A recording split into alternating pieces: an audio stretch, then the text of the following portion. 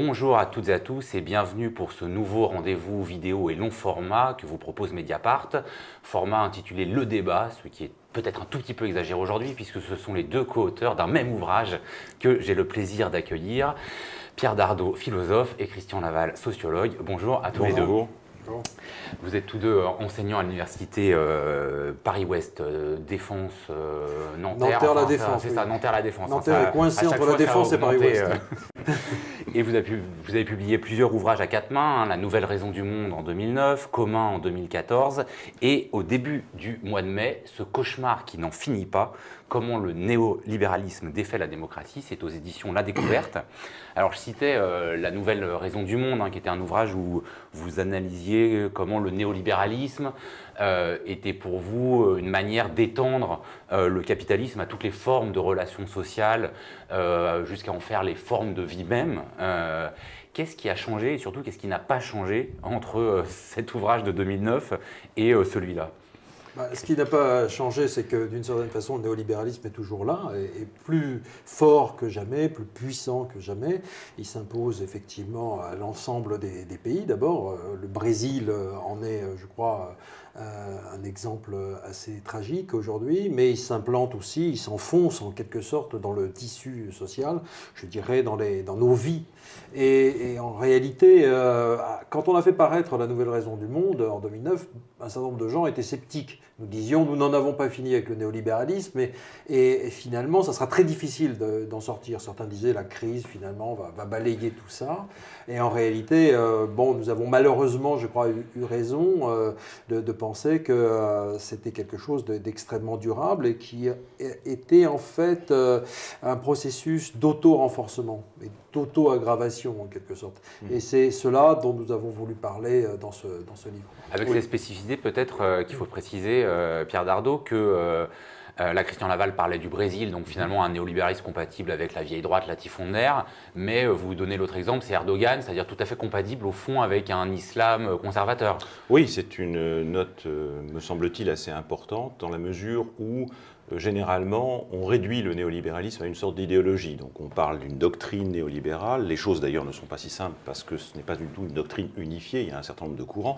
Mais surtout, le néolibéralisme est parfaitement compatible avec des idéologies extrêmement différentes. Ça peut être une idéologie nationale conservatrice, ça peut être une idéologie effectivement du type de celle de Erdogan, donc une idéologie de type islamo-conservatrice, on va dire, islamo-conservateur, et c'est une idéologie à ce moment-là qui non seulement s'accommode, mais se trouve enrôlée par la rationalité libérale au service précisément d'objectifs qui sont, alors là, clairement néolibéraux. La déclaration d'Erdogan qu'on cite, qui est « je voudrais que ce pays soit dirigé comme une grande entreprise », en est l'aveu pur et simple. Donc, et c'est ça qui est important peut-être de dire que c'est une logique normative qui joue essentiellement d'abord et avant tout sur le terrain des pratiques et qui par conséquent s'accommode, comment dirais-je, de référence à des idéologies très disparates. Alors dans ce livre, vous partez d'une question qui a été notamment posée par le politiste et sociologue britannique Colin Crouch, qui se demande pourquoi le néolibéralisme est sorti renforcé de la grande crise de 2008. Il a posé la question, je pense qu'on est plusieurs à s'être posé cette question, soit de manière publique, soit en notre fort intérieur. Quelle réponse vous y faites ? En fait, on pense qu'il ne suffit pas d'analyser des politiques néolibérales isolées, partielles, etc. Comme si, au fond, on pourrait avoir demain une autre politique de type keynésien, par exemple. Ce que, il faut bien le dire, beaucoup de gens avaient attendu après la crise de 2008 et par exemple avec l'élection de Hollande. Il y avait une sorte d'attente comme ça, qu'une autre politique allait pouvoir être... Retour à la social-démocratie. Retour à la social-démocratie, etc. Donc énormément d'illusions, parce qu'en réalité, l'analyse n'était pas faite du caractère systémique du néolibéralisme. C'est comme si, en fait, en réalité, l'ensemble des dispositifs qui ont été mis en place, l'ensemble des traités internationaux, l'ensemble aussi des mécanismes qui ont été enclenchés, finalement, pouvait être enjambé facilement. Or, ce qu'on essaie de montrer dans le bouquin, et c'est pour ça que ça va plus loin que la nouvelle raison du monde, c'est que nous avons affaire à quelque chose de profondément enquisté maintenant, de solidifié en quelque sorte. Et que pour s'en défaire, l'affrontement sera long sans doute et très dur, parce qu'il y a de multiples logiques qui ont maintenant été mises en place, de multiples intérêts aussi se sont ligués autour de ce système néolibéral.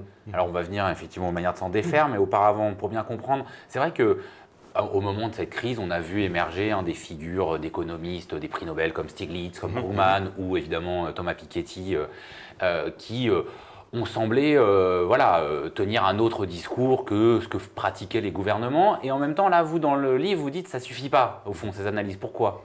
Précisément parce qu'on n'a pas affaire à un cadre ouvert à l'intérieur duquel pourraient s'inscrire des offres politiques, comme on dit aujourd'hui, différentes, où il y aurait par exemple une option social-démocrate au sens classique du terme, et puis une option conservatrice au sens là également classique du terme. Les choses sont complètement différentes parce qu'en réalité, nous n'avons plus affaire à un cadre ouvert. Et la différence, je crois qu'il faut mettre en évidence, c'est que dans la mesure où nous n'avons pas affaire à un cadre ouvert, on ne peut pas présenter les choses comme s'il suffisait d'un changement d'équipe gouvernementale pour impulser une réorientation politique.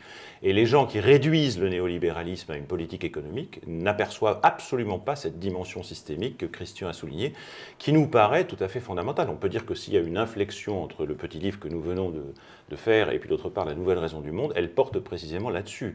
L'inflexion, elle porte sur le caractère systémique et sur la dimension, pourrait-on dire, disciplinaire, qui est celle du système néolibéral.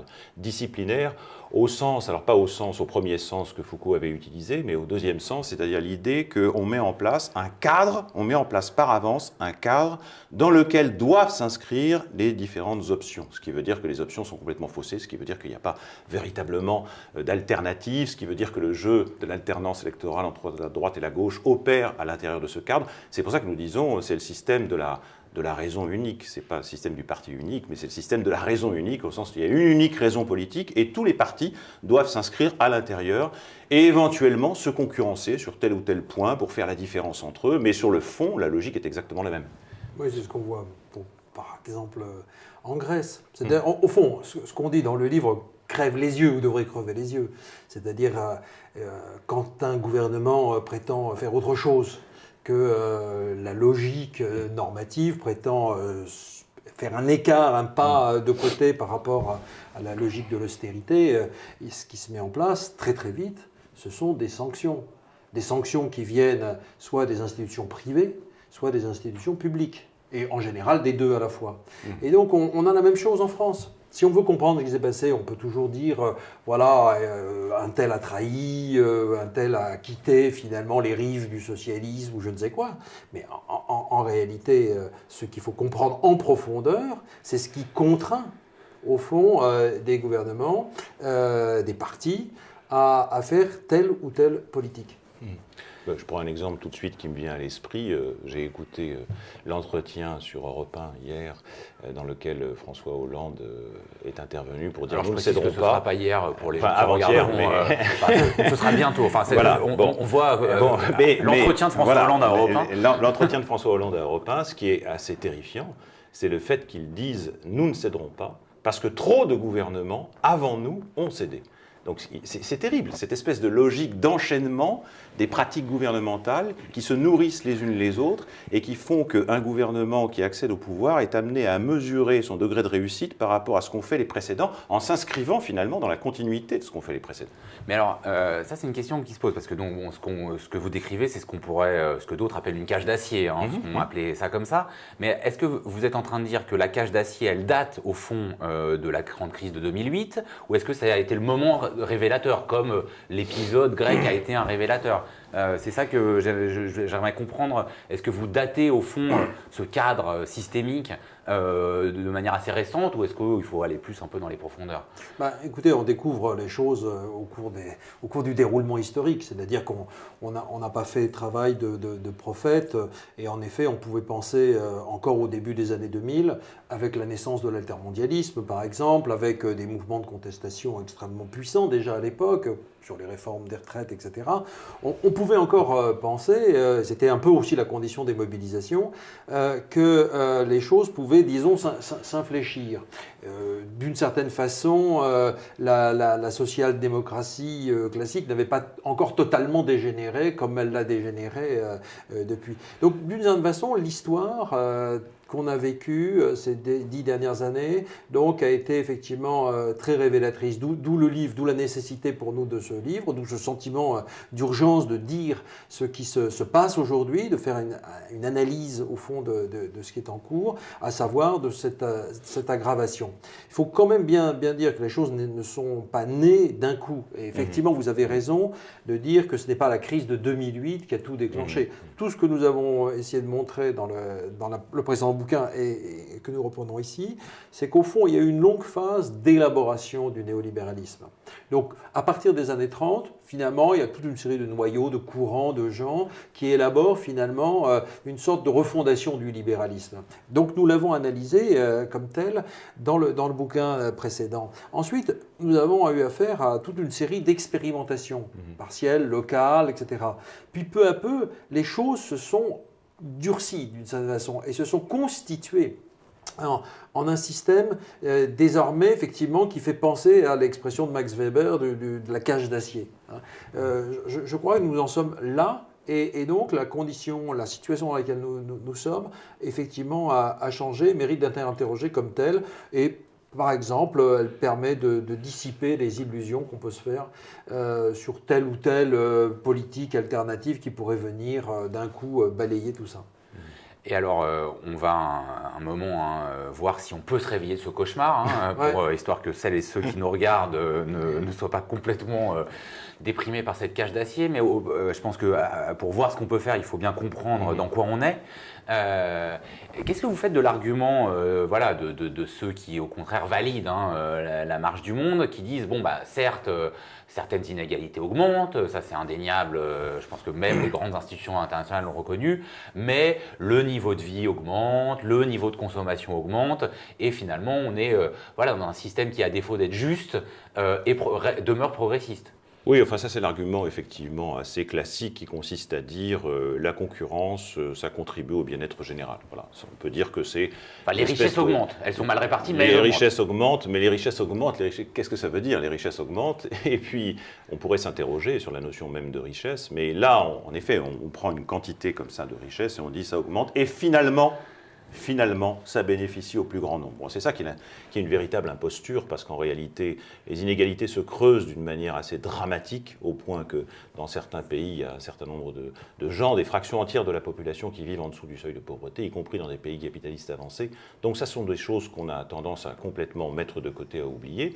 Et puis fondamentalement, il y a quelque chose qui tient de l'escroquerie intellectuelle. Quand on parle de la concurrence acharnée, comme ça, en présentant la concurrence comme étant quelque chose qui va bénéficier à tout le monde, parce que, en fait, oui, vous avez raison, on réduit en général celui qui est considéré comme étant un bénéficiaire à un consommateur, et on considère que c'est en tant que consommateur qu'il va tirer profit de cette croissance.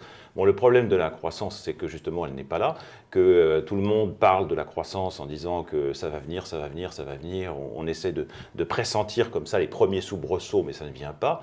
Et puis, d'une manière générale, il y a aussi la question de savoir si la croissance constitue en tant que telle une valeur. Donc, vous voyez, ça fait beaucoup de choses quand même quant à la présentation, quant à la légitimation, disons, par ce type de discours du néolibéralisme comme système. Mais je voudrais ajouter quand même une chose importante dans ce que vous avez dit. En réalité, il y a une imposture, il y a des erreurs scientifiques manifestes. Par exemple, la thèse qui a sous-tendu les politiques néolibérales, la thèse de ce qu'on appelle en anglais le trickle-down effect. Ouais. L'effet de déversement et de percolation. Le ruissellement des riches. Le ruissellement de la richesse du haut vers le bas. Vieille idée d'ailleurs, au XVIIIe siècle, on trouverait à peu près la même chose. La richesse des uns, finalement, s'étend à tous. En réalité, on voit bien que ce n'est pas vrai. On voit bien que les inégalités, en effet, se creusent. Qu'est-ce qui explique, finalement, que, en dépit de la démonstration de la fausseté des hypothèses, des théorèmes de base, finalement, le néolibéralisme continue? Comment se fait-il que des gens, le gouvernement actuel en France, qui est composé quand même de gens à peu près intelligents, sait parfaitement en fait que ces thèses-là sont totalement fausses, continue dans la même voie. C'est ça qu'il faut expliquer. Donc la question, si vous voulez, n'est pas seulement que les idées sont fausses. Oui, parce que c'est ça que vous dites, qui est d'ailleurs un peu troublant quand on lit les livres. Vous dites, au fond, c'est pas la raison, l'usage de la raison, ou même un nouveau magistère intellectuel qui va changer les choses. Mais non. Mais pourtant, tout le monde nous parle de bataille des idées, de... Mais regardez le succès Pourquoi de Piketty. Bon, prenons cet exemple-là. Succès de Piketty, de son bouquin, dans le monde entier. Plusieurs millions d'exemplaires vendus, Plusieurs millions. Un film en préparation Film à en Cannes. préparation. Donc finalement, on peut dire que tout le monde sait. Enfin, tout le monde peut savoir, et de toute façon, tout le monde sait. Comment expliquer que finalement on continue dans le même voie? Et non seulement qu'on continue, mais qu'on accentue, qu'on radicalise le néolibéralisme. C'est ça le bouquin. Comment se fait-il que les programmes des candidats de droite sont caractérisés par une surenchère néolibérale? C'est à qui baissera les salaires, qui augmentera le temps de travail le plus possible, défera ce qui reste de la protection sociale. Comment expliquer ça? C'est ça le sens du bouquin. Je crois que c'est ça l'urgence politique. Pierre Dardot, vous répondez à la question posée par Christian Laval? Oh, je ne réponds pas à la question qu'il a posée. Parce que la réponse est dans le bouquin. La réponse se trouve dans le livre, donc je ne vais pas trop... bon. Mais non, je pense que c'est un point qui est extrêmement important parce qu'en effet, on présente les choses comme s'il y avait finalement un choix à faire, éclairé, le plus possible éclairé, entre deux types de politiques, la politique de l'offre, la politique de la demande, la politique finalement néolibérale et la politique keynésienne. Mais les choses ne se passent pas comme ça, parce que précisément, il ne suffit pas que des gens arrivent au pouvoir et disent « maintenant, nous allons faire une autre politique », comme s'il y avait un sursaut volontariste qui allait permettre d'orienter le système finalement dans une autre direction. Mais c'est faire fi du fait que c'est un système, qu'il a une logique de système, que par conséquent, il est amené à s'imposer et à imposer sa propre logique à tous ceux qui se succèdent au gouvernement. Donc, bien sûr que c'est assez terrible de constater ça, mais en même temps, il faut faire preuve de lucidité parce que sinon on ne sortira jamais de ce système effrayant. Ah, mais alors donnez-nous des pistes. Oui, les pistes, nous avons commencé à les tracer dans un ouvrage qui a été publié en 2014 qui s'appelle Commun, mais nous parlons dans l'introduction de ce dernier ouvrage d'une logique qui est encore minoritaire, mais c'est une logique qui donne lieu à des expérimentations politiques et sociales de par le monde qui sont extrêmement importantes et extrêmement intéressantes. Le plus souvent, elles ne sont pas, comment dirais-je, mises en relation les unes avec les autres, ce qui fait qu'on a l'impression comme ça d'un certain nombre de choses qui sont complètement isolées, des isolats, comme disent certains de façon extrêmement méprisante, alors qu'en réalité, ce sont des expérimentations qui sont porteuses d'une autre logique politique, c'est-à-dire en l'occurrence d'une logique de mise en commun des activités.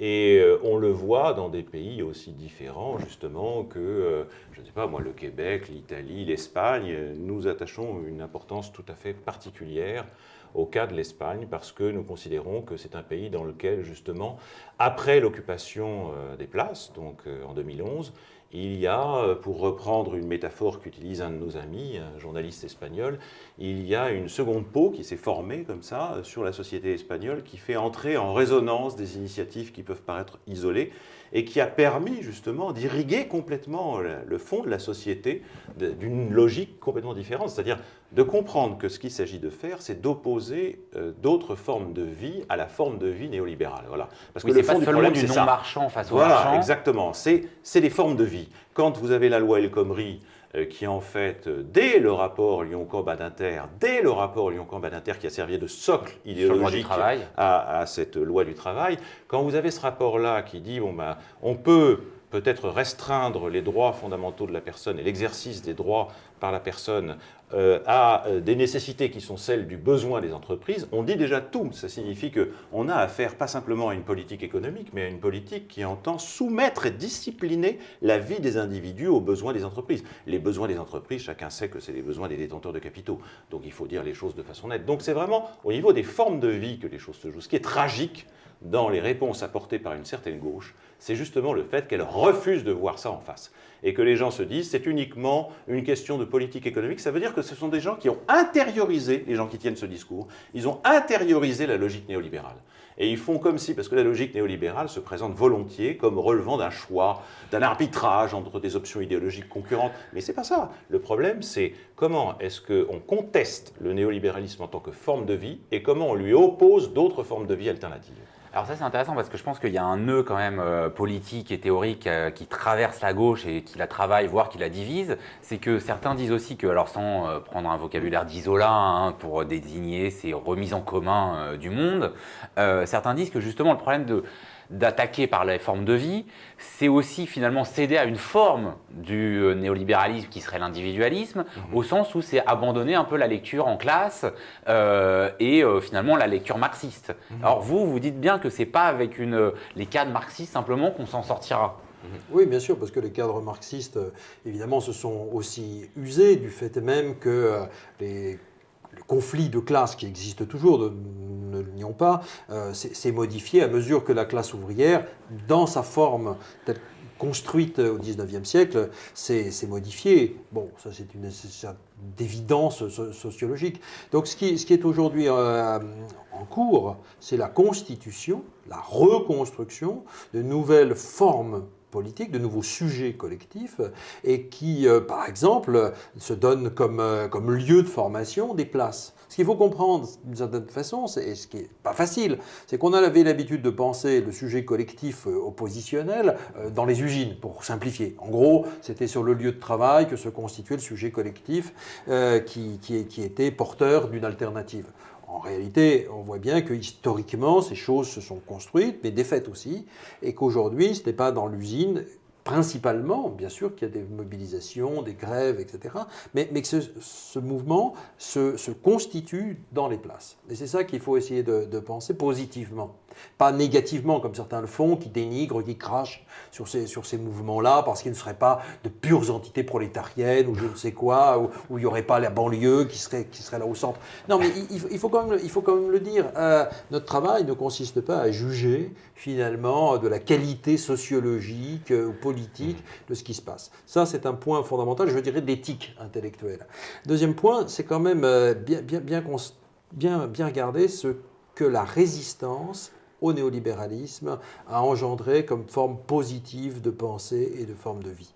Je crois que là aussi, c'est une affaire d'éthique intellectuelle. C'est-à-dire considérer qu'il n'y a jamais eu seulement de la résistance. Il y a eu aussi invention. Il y a aussi développement, peut-être encore en germe, d'un autre imaginaire. C'est ce que nous avons appelé commun.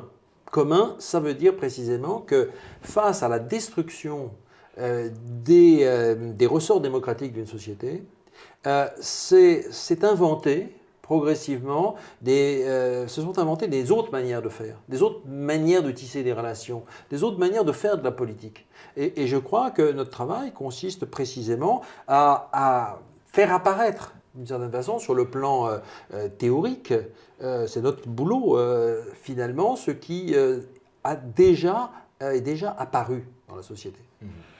Et alors, à ce sujet, vous revenez évidemment sur le moment grec, qui a été très révélateur, parce qu'on avait là un parti politique issu précisément du mouvement des places, avec un programme très offensif, et voilà, qui s'est confronté à la réalité de l'Europe.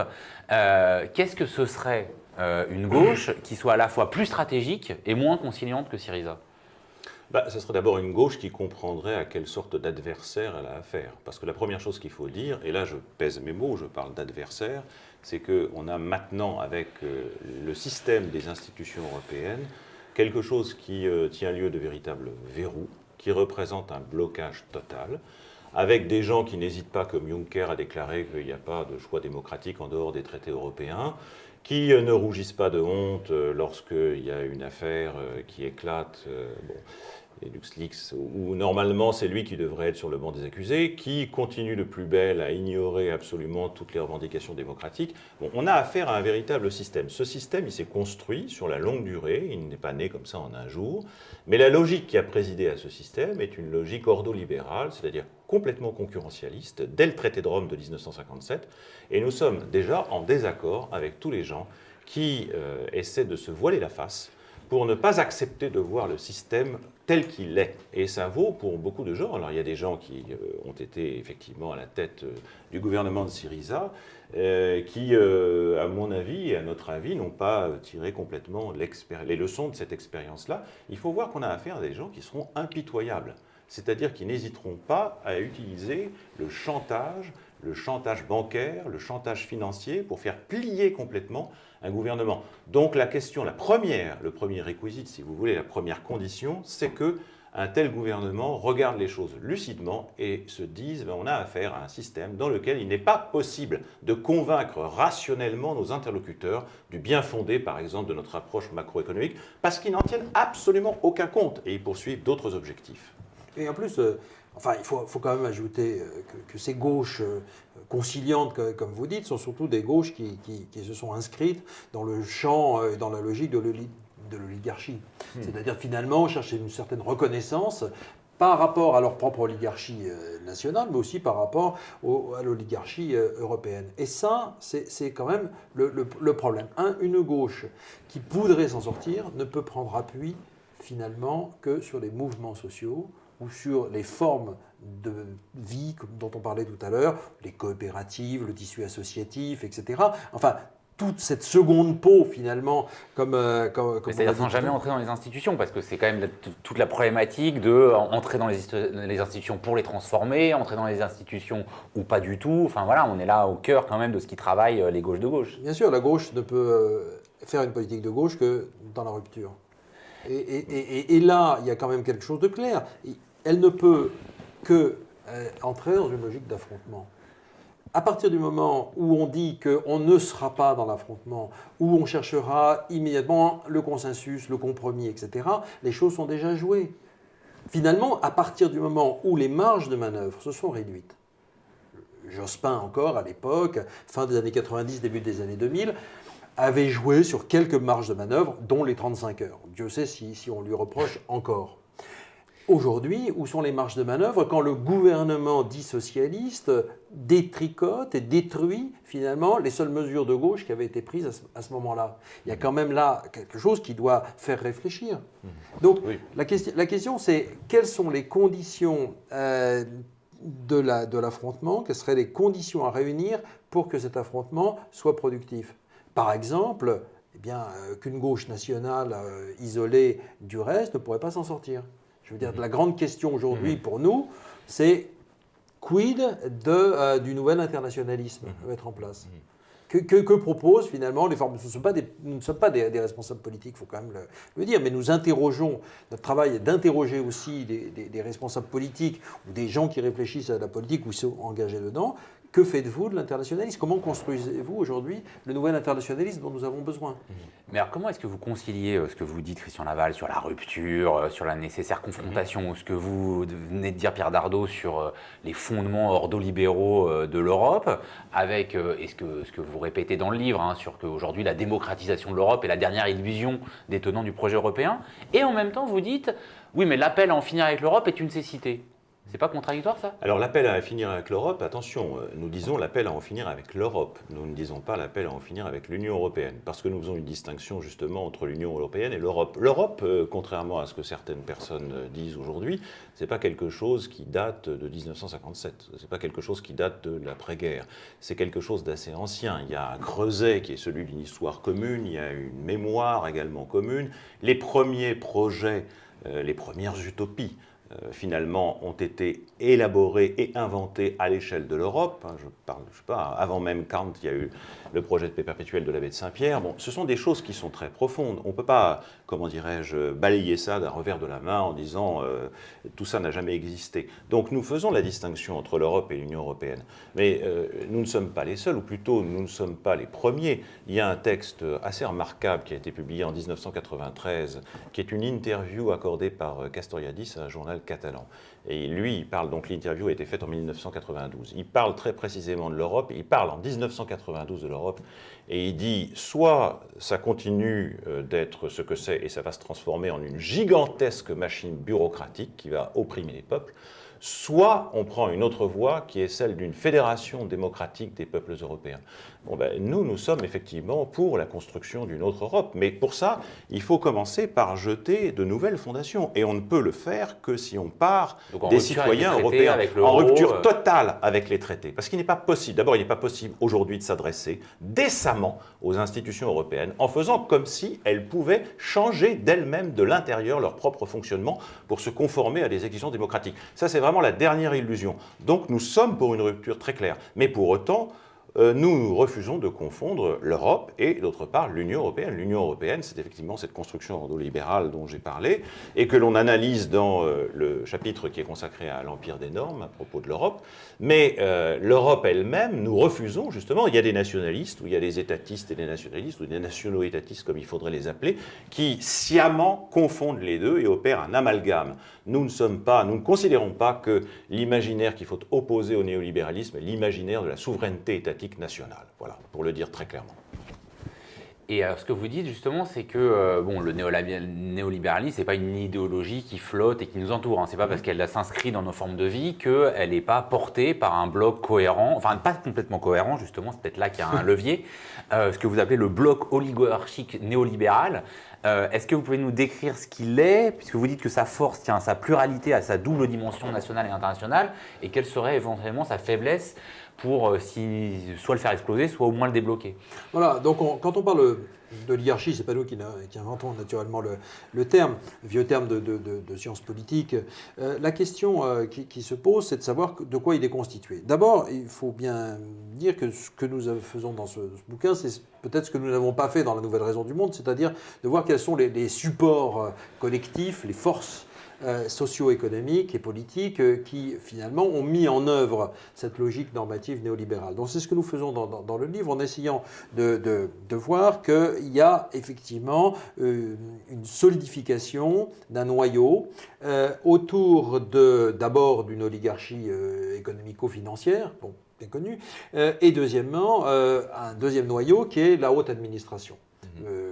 Depuis longtemps, les sociologues qui ont étudié la haute noblesse de l'État ont montré quelles étaient les formes d'hybridation, d'amalgame, d'ailleurs, entre l'économique et le politique. Mais les choses se sont, comment dire, renforcées du fait même que désormais, il y a une sorte de passion commune, d'idéologie commune, d'idéologie au sens de représentation finalement de ce que doit être aujourd'hui la politique. L'idée selon laquelle précisément l'enrichissement, le fait d'être milliardaire, etc., comme le disait Macron, est désormais un objectif parfaitement légitime, y compris dans le personnel politique.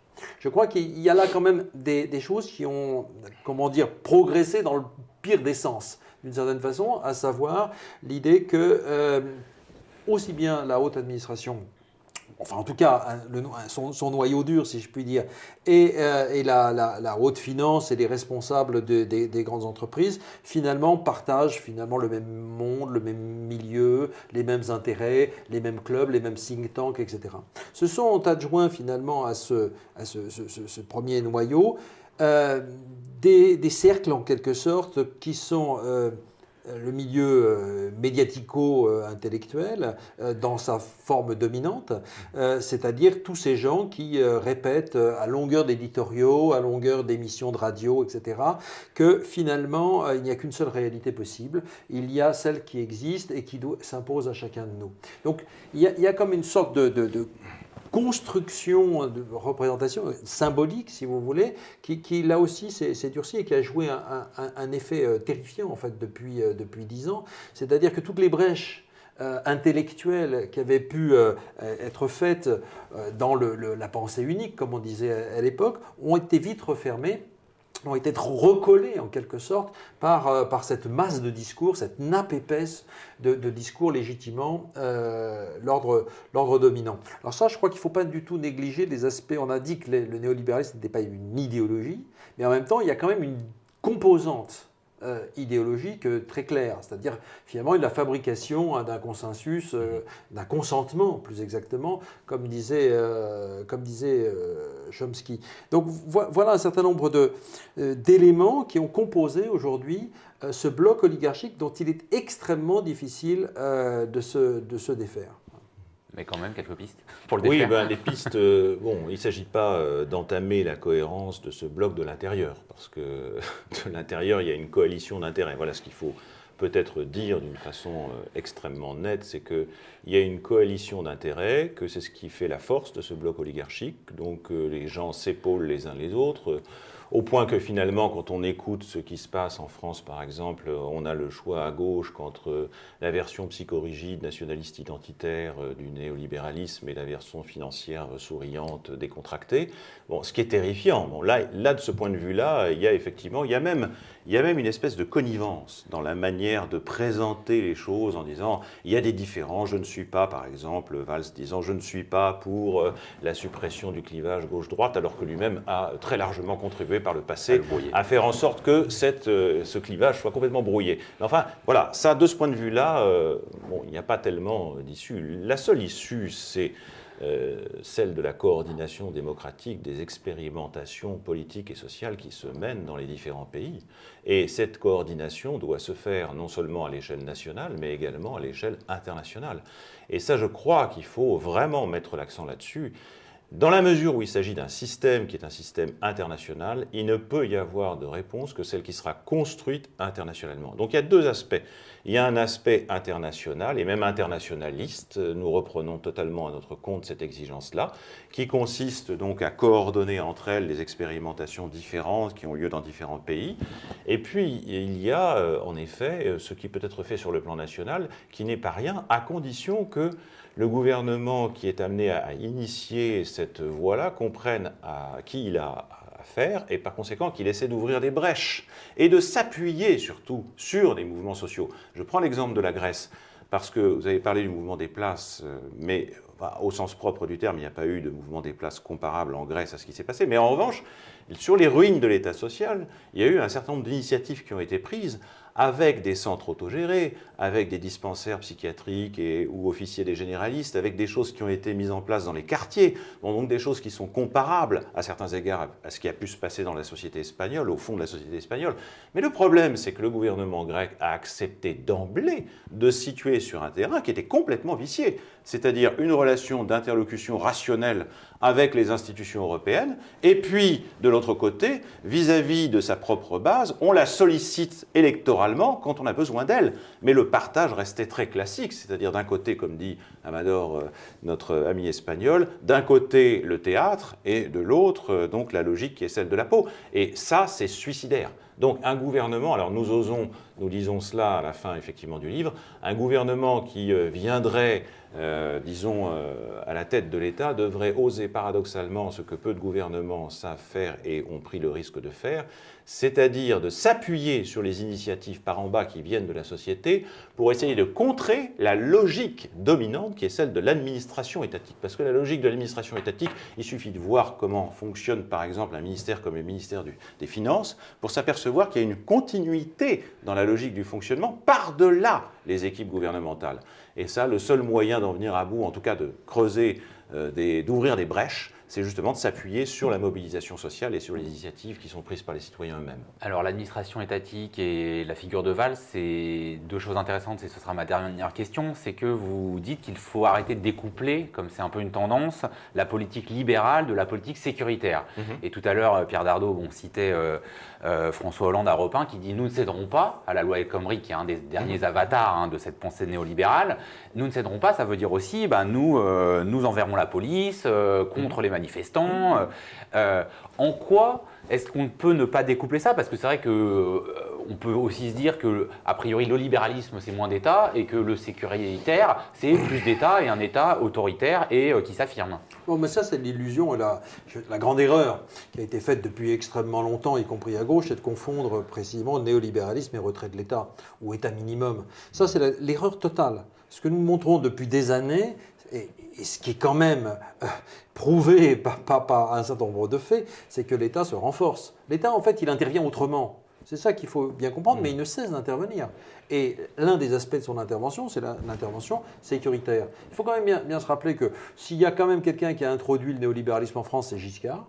Et que c'est précisément sous son gouvernement, durant sa présidence, que ce qui a été mis en place, c'est quand même une politique sécuritaire avec Perfit, etc. Là, je rappelle des vieilles choses des années 70. Mais c'était les premiers pas, finalement, de ce qui ensuite a constitué un chemin qu'ont emprunté tous les gouvernements, de gauche ou de droite. C'est-à-dire le durcissement sécuritaire, c'est-à-dire finalement le poids de l'administration policière, par rapport au judiciaire, le rôle de l'exécutif par rapport au législatif, etc. Bon, en fait, le lien que nous faisons, il est assez clair. C'est un régime, une situation, une société qui s'organise autour de la concurrence généralisée, c'est une société finalement où les frictions deviennent de plus en plus importantes, où les conflits deviennent de plus en plus importants, et où d'une certaine façon, il faut discipliner la population. Et donc, c'est comment faire intérioriser les choses aux gens, sinon en mobilisant effectivement l'administration policière. Moi, je crois qu'il y a quand même une chose à dire. Notre bouquin, il tourne autour de la question de la sortie de la démocratie. La sortie de la démocratie, elle se fait par la désactivation systématique de tous les ressorts d'une société. C'est-à-dire de tout ce qui permet l'action collective, qui permet l'expression d'une population. Et comment ligoter une population? Eh bien, en mettant en place finalement un système de concurrence généralisé où tout le monde est l'ennemi de l'autre, et en même temps une surveillance policière tout aussi généralisée. Oui, nous mettons l'accent, nous, sur la différence entre la sûreté et le sécuritaire. Et je crois que c'est une distinction qui est assez importante à faire, parce que la sûreté, c'est la sûreté des citoyens. Et la sûreté des citoyens devant notamment les menaces d'arbitraire que fait peser l'autorité de l'État. Or, le sécuritaire, ce n'est pas du tout la même chose. Le sécuritaire, c'est le sécuritarisme d'État, c'est-à-dire que c'est l'État qui est l'arbitre. Et ça, en général, ça se fait au détriment de la sûreté des citoyens. On le voit avec les perquisitions arbitraires auxquelles a donné lieu l'institutionnalisation de l'état d'urgence, les projets, la discussion qui a eu lieu, qui était assez terrifiante du point de vue de l'ambiance que ça a introduit à l'intérieur du pays, une discussion sur la question de la déchéance de nationalité, sur la constitutionnalisation de l'état d'urgence, ça introduit une atmosphère mais délétère, c'est vraiment le poison sécuritaire par excellence. Et ça, il faut quand même réaffirmer que la sûreté des citoyens, ça passe au contraire par une protection contre ce type de danger. Merci beaucoup à tous les deux d'avoir fait ce détour par nos studios du Passage Brûlon. Ce cauchemar qui n'en finit pas, comment le néolibéralisme défait la démocratie, c'est aux éditions La Découverte. Merci beaucoup. Merci.